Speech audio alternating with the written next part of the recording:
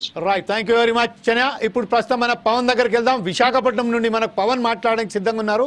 అంటే ఫోన్లో మాట్లాడతారు కాబట్టి ఇప్పుడు మనం ఒకసారి చూసినట్టయితే కేంద్ర ప్రభుత్వం ఏదైతే నిర్ణయం తీసుకున్నదో డ్రైవింగ్ లైసెన్స్కు సంబంధించింది ఇప్పటిదాకా ఉన్న మాన్యువల్ విధానాన్ని వెనక్కి తీసుకుంటూ దాన్ని డిజిటలైజేషన్ చేయడానికి ప్రయత్నం చేస్తున్నది.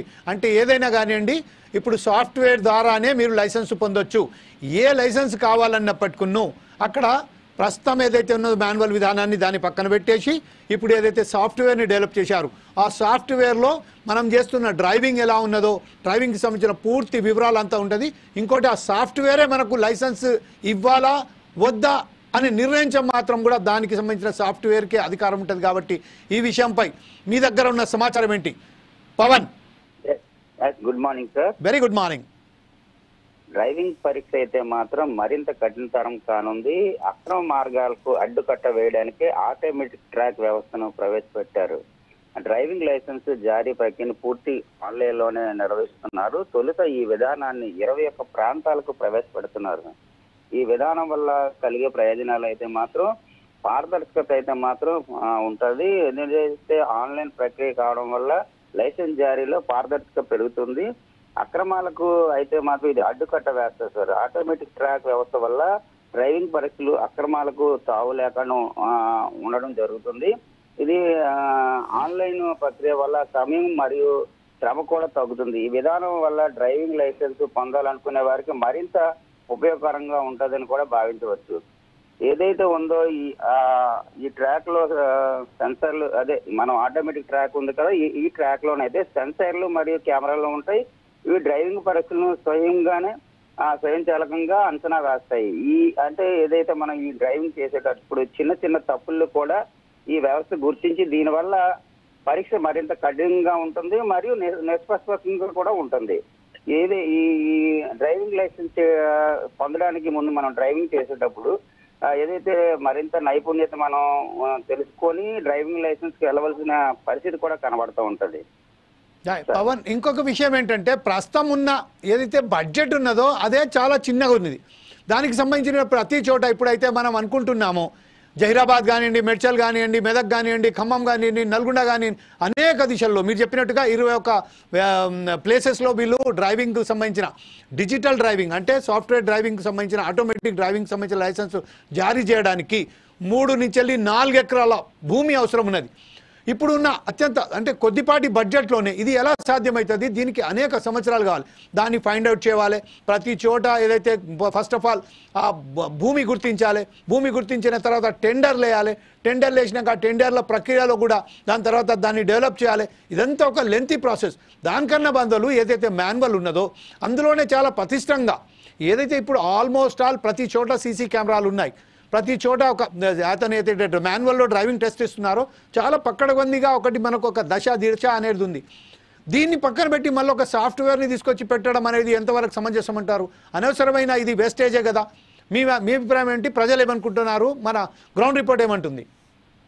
అసలు ఏదైతే ఇప్పుడు ఈ వ్యవస్థ అయితే తీసుకొచ్చారో ప్రస్తుతం అయితే 21 ప్రాంతాల్లో ట్రయల్ రన్ బేస్ అనుకోవాలి. ఏదైతే ఇప్పుడు పారదర్శకత ఏదైతే ఇప్పుడు బ్రోకరేజేషన్ ఉంది, ప్రస్తుతం మనం ఏది చూస్తున్నా ఏ ఆర్టీఓ ఆఫీసులోకి వెళ్ళా నేరుగా ప్రజలైతే వెళ్ళి చేసుకునే పరిస్థితి కనబడదు. ఎందుకంటే వాళ్ళకి సరైన సమాచారం కూడా అందించే వాళ్ళు ఉండరు. వాళ్ళు అయితే బ్రోకర్ని అయితే ఆశ్రయించవలసి వస్తుంది. దీనివల్ల ఏదైతే ఇప్పుడు మన లైసెన్స్ పొందడం కానివ్వండి, మిగతా ఇతర ఆర్టీఓ వర్క్స్ ఏవైతే ఉన్నాయో ఆ వర్క్స్ లోనైతే మాత్రం ప్రజలు నేరుగా తెలుసుకోవడానికి ఇప్పటి వరకు ఏదీ లేదు. ఈ ఆన్లైన్ ప్రక్రియ వల్ల మధ్యవర్తిత్వం లేకుండా డైరెక్ట్ గా ఏదైతే లైసెన్స్ పొందాలనుకునే వ్యక్తి ఎవరైతే ఉన్నారో ఆన్లైన్ లోకి వెళ్ళి ఆయన దరఖాస్తు చేసుకునే పరిస్థితి కనబడుతుంది.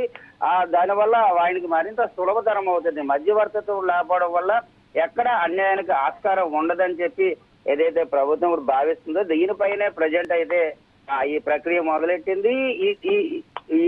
ఏదైతే ఉందో నెక్స్ట్ ఇది బడ్జెట్ చాలా ఎక్కువ పడుతుంది. దీనికి కావాల్సినంత బడ్జెట్ కూడా కేటాయించవలసి ఉంటుంది. ఏదైతే మాత్రం ఈ ప్రాంతాల్లో ముందు స్టార్ట్ చేయడం జరుగుతుంది. స్టార్ట్ చేసిన తర్వాత ఎటువంటి ఫలితాలు వస్తాయో వేచి చూడి ఉండాలి. ఏదైతే ఇప్పుడు ఈ ప్రక్రియ అయితే కానీ మొదలైతే మాత్రం ప్రజలకు ఉపయోగకరంగా ఉంటుందని చెప్పుకోవచ్చు సార్. పవన్, ఇప్పుడు ప్రస్తుతం ఏదైతే ఉన్నదో గతంలో మనం కొద్ది రోజుల క్రితం అంటే కొన్ని లేటెస్ట్ చూసాం ఏంటంటే ఇదే వ్యవస్థను ఆర్టీఏ వ్యవస్థను ఈ లైసెన్స్ జారీ చేసే ప్రక్రియను ప్రైవేటు సంస్థలకు అప్పగించే విధంగా కూడా గవర్నమెంట్ ప్రభుత్వం ఏదైతే ఒక చొరవ తీసుకుంటుందని చెప్పారు, ముందట అడిగేస్తున్నారు. దాని తర్వాత తద్వారా అదే సమయంలో ఇమీడియట్లీ వాళ్ళు కాదు, ఇలా కానే కాదు, ఎప్పటికి కూడా ఇది ప్రైవేట్ సంస్థలకు ఇవ్వమని చెప్పారు.